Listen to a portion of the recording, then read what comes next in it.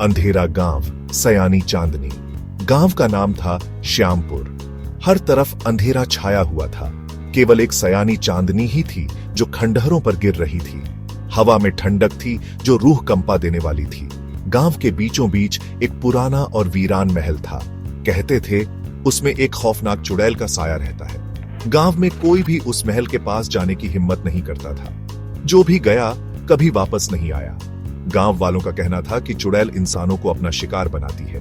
उनकी चीखें रात के सन्नाटे को चीरती हुई सुनाई देती थी। श्यामपुर में डर का माहौल था।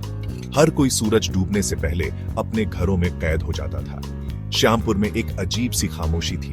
यह खामोशी डर की खामोशी थी, मौत की खामोशी थी। वीरान महल, भयानक परछाई। एक दिन एक अजनबी श्यामपुर आया। उसका नाम था विजय। वह एक लेखक था जो डरावनी कहानियां लिखता था। विजय ने श्यामपुर और चुड़ैल की कहानियां सुनी थी। वह उन कहानियों को सच मानने के लिए तैयार नहीं था। विजय ने सोचा, क्यों न इस महल में एक रात गुजारी जाए। वह जानना चाहता था कि क्या वाकई में कोई चुड़ैल है। रात हुई और विजय महल में दाखिल हुआ। महल अंदर से और भी डरावना था। हवा में धूल और सन्नाटा घुला हुआ था। कहीं दूर से एक अजीब सी आवाज आ रही थी। विजय आगे बढ़ा। तभी उसकी नजर दीवार पर पड़ी। एक परछाई, एक लंबी डरावनी परछाई। विजय की सांसें थम गईं। चुड़ैल की कहानियां, दादी मां की जुबानी। यह परछाई किसी और की नहीं बल्कि उस चुड़ैल की थी। उसके लंबे बाल, नुकीले नाखून और लाल आंखें थीं। विजय डर गया था, लेकिन उसने हिम्मत नहीं हारी। वह जानता था कि यह चुड़ैल सच में खतरनाक है।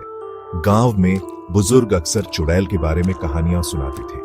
कहते थे वह कभी एक खूबसूरत रानी थी। शत्रुओं ने उस पर काला जादू किया और उसे चुड़ैल बना दिया। उनका कहना था कि रानी बदला लेने के लिए भटकती है। विजय इन कहानियों को बचपन से सुनता आया था, लेकिन उसने कभी इन पर यकीन नहीं किया। अब उसे अपनी आंखों पर यकीन नहीं हो रहा था। चुड़ैल हकीकत थी और वो उसके सामने थी। अगले दिन विजय ने ग्रामीणों को चुड़ैल के बारे में बताया। ग्रामीण डर गए।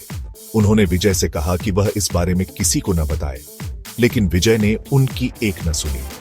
वह चुड़ैल के बारे में और जानना चाहता था। गांव में अजीबोगरीब घटनाएं होने लगी। पशु बीमार होने लगे, फसलें सूखने लगी। ग्रामीणों का मानना था कि यह सब चुड़ैल का काम है। उनका डर और पहुंच गया। विजय ने एक पुरानी किताब में पढ़ा था कि चुड़ैल को कैसे हराया जा सकता है। उसे एक विशेष मंत्र पढ़कर ताबीज पहनाना होता था, लेकिन यह काम बहुत खतरनाक था। विजय ने फैसला किया कि वह चुड़ैल का सामना करेगा। वह मंदिर गया और पुजारी से मदद मांगी। पुजारी ने उसे ताबीज दिया और मंत्र बताया। सूरज डूब रहा था। यह सबसे सही समय था। विजय महल में वापस गया। चुड़ैल वहीं थी जहां उसने उसे आखिरी बार देखा था। विजय ने हिम्मत इकट्ठी की और मंत्र पढ़ना शुरू कर दिया। चुड़ैल गुस्से से चिल्लाई और उस पर हमला कर दिया। विजय ने ताबीज उसकी तरफ दिखाया। चुड़ैल चीखी और पीछे हट गई। वह दर्द से तड़प रही थी। ताबीज काम कर रहा था। विजय ने मौका देखकर ताबीज चुड़ैल के गले में डाल दिया। चुड़ैल एक जोरदार चीख के साथ गायब हो गई। उसकी जगह एक खूबसूरत औरत खड़ी थी। वह औरत कोई और नहीं बल्कि राजा की बेटी थी, जिसे सालों पहले एक दुष्ट तांत्रिक ने चुड़ैल बना दिया था। तांत्रिक ने उसे महल में कैद कर दिया था। वह लोगों से बदला लेना चाहती थी। विजय ने अनजाने में ही सही, लेकिन राजकुमारी को उस शाप से मुक्त कर दिया था। राजकुमारी ने विजय का शुक्रिया अदा किया और महल से गायब हो गई। विजय हैरान था। उसे समझ नहीं आ रहा था कि क्या हुआ था। क्या यह सब सच था या फिर यह सब उसके दिमाग का खेल था। विजय ने महल की जांच की। उसे एक तहखाना मिला। तहखाने में एक और ताबीज था जो पहले वाले ताबीज से भी ज्यादा शक्तिशाली था। यह ताबीज काला था और इससे एक अजीब सी ऊर्जा निकल रही थी। विजय ने ताबीज उठाया और उसे पहन लिया। उसे लगा जैसे उसके अंदर एक नई शक्ति आ गई है। तभी उसे एहसास हुआ कि वह असली कहानी का केवल एक हिस्सा था। एक और रहस्य था जो अभी तक अनसुलझा था, और शायद वह रहस्य उस काले ताबीज से जुड़ा था।